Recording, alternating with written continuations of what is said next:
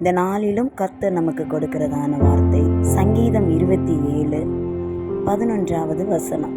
கர்த்தாவே, உமது வழியை எனக்கு போதித்து என் எதிராளிகளின் நிமித்தம் செவையான பாதையில் என்னை நடத்தும். சங்கீதக்காரனாகிய தாவீது ஆண்டவரிடத்தில் வேண்டுகிறதான ஒரு வேண்டுதல், நான் எப்படி வாழ வேண்டும், எப்படிப்பட்ட வழியிலே நான் நடக்க வேண்டும் என்பதை எனக்கு போதிங்க ஆண்டவரேன்னு சொல்றாரு. எதிராளிகளின் நிமித்தம் செவையான பாதையினை நடத்தும் என்று கூட ஆண்டவரிடத்துல கேட்கிறார்.